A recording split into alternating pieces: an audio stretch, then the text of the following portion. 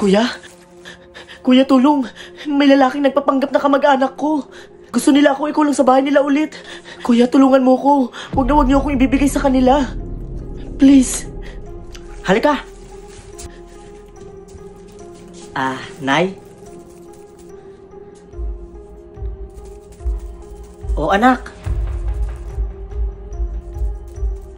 Wala na nga tayong makain. Nagdala ka pa ng bisita? Nay, kailangan daw niya po kasi ng tulong kasi may humahabol daw sa kanya na hindi niya kilala. Di ba Nay, sabi niyo po dati na kahit mahirap po tayo, dapat tumutulong pa rin tayo sa mga nangangailangan. Hello, Iho. Kumain ka na ba? Tagasan ka? Hello po. Nakita niyo po ba yung taong to?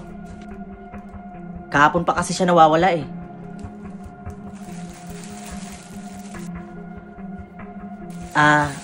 Hindi. Sige. Kapag nakita mo, magsabi ka lang ha. Magbibigay ako ng 10,000 na pabuya. 10,000, anak? Yun po kasi yung sabi niya eh. Magbibigay daw po siya ng 10,000 na pabuya, Nay. Tsaka, ito nga po pala, Nay. Nagbigay siya sa akin ng phone number.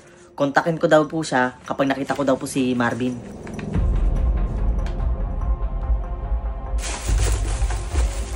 Nak, anong balak natin kay Marvin? Ang laki na ng 10,000.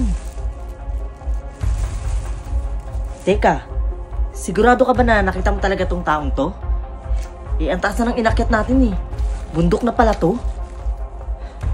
Dito kasi yung bahay namin eh. Tsaka dito namin kinukup yung lalaking yun.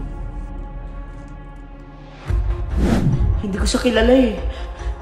Basta matagal niya na akong bihag dun sa bahay niya. Tapos sinasabi niya, kamag-anak niya daw ako. Basta natatakot ako. Pakiramdam ko kasi, papatayin niya lang ako. Sige. Pero anak, ipapahamak pa ba natin yung tao para sa sarili nating kapakanan? Sir. Pasensya ka na. Parang hindi kasi yan yung lalaking hinahanap mo. Ha? Eto. Uy! Uy, ano ba? Teka bang doktor, baka malaglag ako.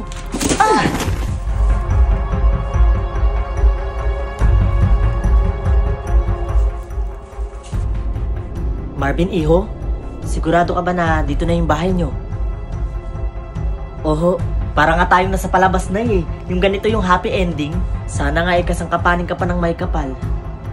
Teka, bakit parang may patay sa kanila? Ayun, may karatula pala dun oh. Nak, bakit?